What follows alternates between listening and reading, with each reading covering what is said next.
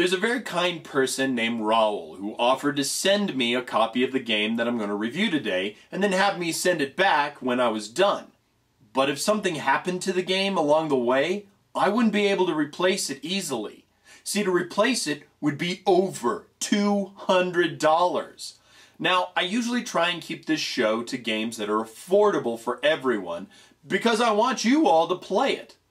So what if I told you that I found a copy of the game very easily for 600 yen and that you could easily play it on your PS3? Folks, I assure you. Oh yeah!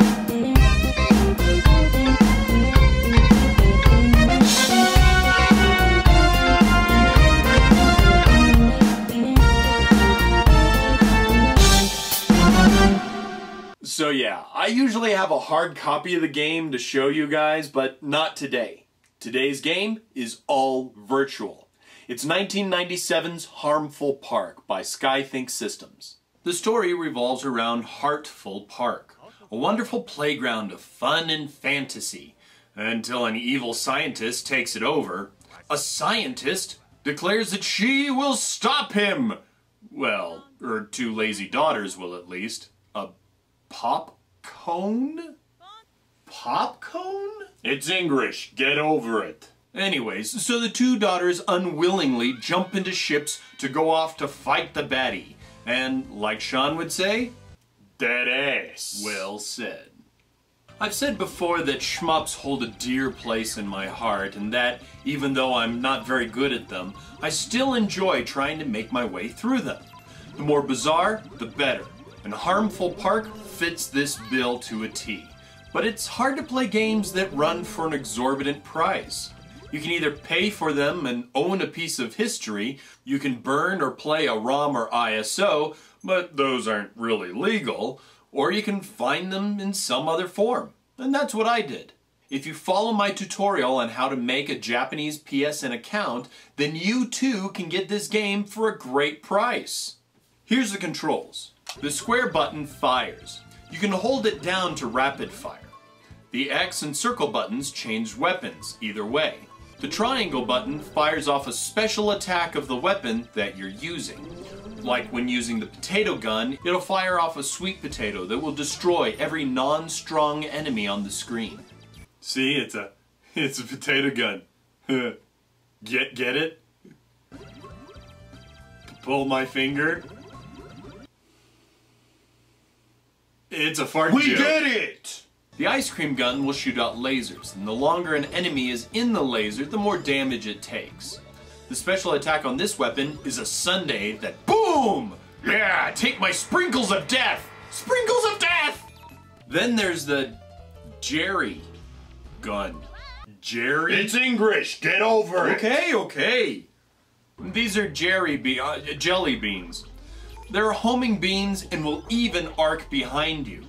The special attack on this one is actually a preventative jello mold that will protect you and damage any enemies that touch it. It'll last for quite some time. It's really good when you have a ton of enemies or bullets on the screen. Then finally there's the pies. They explode and do quite a bit of damage, but they're very slow and they arc. But the explosions have a chance to get other enemies in the wake of exploding banana cream. Each weapon is leveled up individual of each other and only up to 3 times. And you'll lose that weapon's power-ups if you die.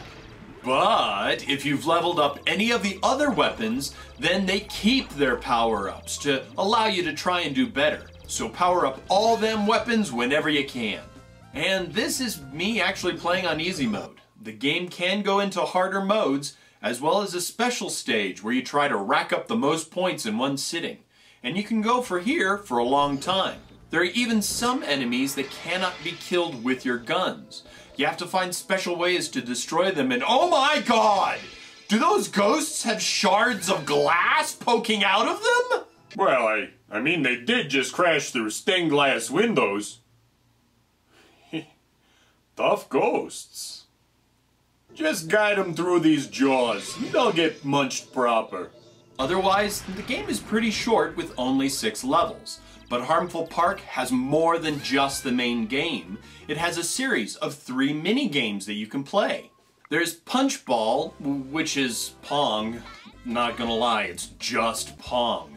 But they made it a bit more interesting by adding in special moves that you can perform and goalies. The circle button swings both of your paddles. The X button swings the bottom, while the square swings the top. I know you would think it would be the triangle one that would be at the top, but it's not. As you hit the ball back, your SP gauge fills up. When it's full, you can use a special move. Press the circle button to capture the ball, and then press it again to make a wicked power shot. BAM! Or you can hit the ball so it goes high into the air to trick your opponent. If the ball hits one of the goalkeepers, they will disappear. And unlike Pong, you can move anywhere on the board in your area, not just up and down. This game's pretty fun and one of those games where friends will say, "Nah, this game is stupid." "You're only saying that because you lost the last 2 games. You want to play something else?" Yeah, but just one more game. I still need to beat you. Next is Sky Circuit, which is a racing game. It may not seem like much at first, but whoa, does it become difficult quick. Square and circle both accelerate. Triangle gives you a boost, and the X button is your brakes. Flying over this symbol will speed you up. And finally, there's Tank Battle. On the surface, this game seems to be just a clone of the popular 4-bit game on the Atari. And, well, you'd be mostly right. But they've added in landmines that disappear a couple of seconds after they've been laid. And this makes the game a little bit more interesting. Circle shoots the lasers while the X button drops mines. And you can drop several in a row, but you only have a limited number, so choose them wisely. Lasers will also destroy mines, so be strategic when you place them. Look! It's an evil thing that's over there that you need to look at before... Yeah, while you were trying to distract me while looking over there, I just laid a bunch of mines around you. I suck at distractions. Yeah, you do. Hey, look over there, George Takei! Where? 2 more mines laid. Ah! And this isn't one of those games that has no ending. For a shmup, it has a great ending. Heck, for a video game from that time, it has an amazing ending. It's 5 minutes long, and it's a story ending. Oh, so cool. This is a shmup, and so is as difficult as regular non-bullet hell shmups can be. The graphics are astounding and really fun to look at. The music is tight, and it's just a really great title. And if you can clear areas 100%, or if you play on harder difficulties, you may unlock some special images. The problem will come when you try and buy a copy. Unless you have over $200 laying about, get it from the Japanese PSN shop and buy it for 600 yen. You won't be disappointed. Now, why is this game normally so expensive? Well, like many games of the time, it wasn't expected to sell very well, and so it only had a limited run. Also, there's not much known about the company, and this was actually Skythink Systems' last game, so they probably didn't have much money to print a very large batch. Whatever the case, Harmful Park is an amazing ride, and visually stunning and enjoyable. Honestly, if you all have been waiting for some good titles to come out on the Japanese PlayStation Network before you made an account, well, the time is now. Make that account now. I have walkthroughs. Links are below. Do it. You think that you can play this? Now you can. You think that you can play this? Let's see what he said. I know that you can play this. The only people you follow, JewWario. You can play this. You can play this.